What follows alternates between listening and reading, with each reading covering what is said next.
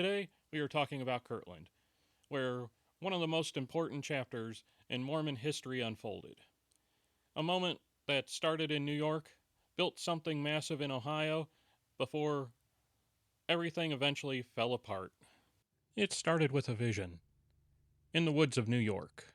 A few years later, everything changed. The group was driven out, but they did build a temple in Ohio. And then it all collapsed in scandal. In the end, the founder was killed in a jail cell. And nearly 200 years later, that same temple ended up back in their hands. This is that story. Welcome to Stories by Derek, where we dig into history you didn't learn in school, but probably should have. In the early 1800s, in Palmyra, Wayne County, New York, a young man named Joseph Smith made a claim that would change everything. He said he seen God and Jesus Christ in a vision, which, as you can imagine, got people thinking pretty quickly. Not long after, Smith claimed an angel directed him to a buried set of golden plates. He said those plates became the foundation of the Book of Mormon. And in the 1830s, he officially organized a new church. Depending on who you ask at the time, this was either a divine restoration or one of the boldest religious claims in American history. But starting a new religion in the early 1800s didn't exactly make you popular. The movement grew quickly, and so did the tension around it. Some people were curious, others were deeply suspicious, and before long, the group faced growing opposition in New York and Pennsylvania. By this point, the pattern was becoming clear: grow quickly, face resistance, and move again. But this next move would be different, because this time they weren't just looking for a place to stay. They were looking for a place to build something permanent. Many likely arrived through Fairport Harbor, traveling across Lake Erie before heading inland towards Kirtland. And honestly, if you were arriving here in the 1830s, it probably felt hopeful. For the first time, things actually seemed to work.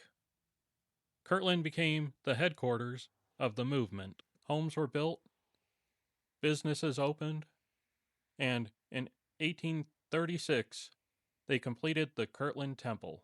And this wasn't built by wealthy investors.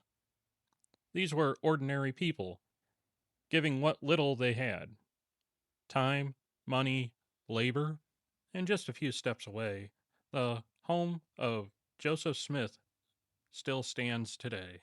For a brief moment, it looked like they had finally found stability, which, if you know how this story goes, is usually when things start going wrong. And real quick, if you enjoy stories like this, especially Ohio history and stories people don't usually talk about, make sure you hit that subscribe here on Stories by Derek. Because rapid growth comes with pressure. More people, more expectations, and eventually more financial problems. Church leaders created something called the Kirtland Safety Society. It was meant to function like a bank. There was just one problem: it wasn't legally recognized as one, which turns out to be a pretty major issue. And when financial panic hit in 1837, the whole thing collapsed. People lost money, some lost everything. And suddenly, trust inside the movement started falling apart.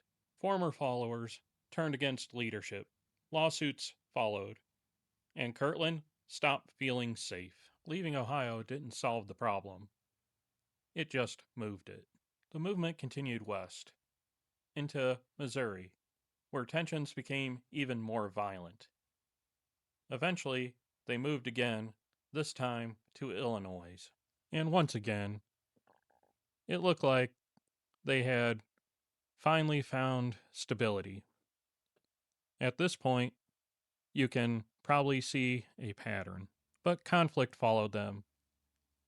In 1844, Joseph Smith was arrested and taken into Carthage jail.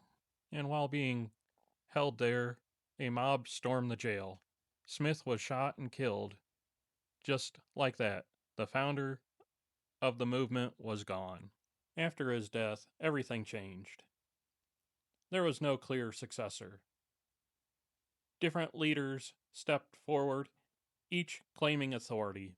One of them was Brigham Young, who led the largest group west towards Utah. But not everyone followed him. Some believe leadership should stay with the Joseph Smith family. Others believed the teachings themselves were beginning to change, and that disagreement split the movement into multiple groups, including the Church of Jesus Christ of Latter day Saints, the Community of Christ, and several other branches that still exist today. For generations, the temple stood quietly in Ohio, no longer the center of the movement, but never forgotten. And then in 2024, ownership changed hands. The same movement that built the temple now owned it once again. History doesn't always repeat itself, but sometimes it circles back around. But history doesn't always stay in the past, because in the same town, nearly 150 years later, another man would rise, claim authority, gather followers. But this time, it wouldn't end in people leaving, it would end in murder. If you enjoyed this story, make sure to subscribe, like the channel, and don't miss out on the next one. Thank you for watching, and this is Stories by Derek, and I'll see you in the next one.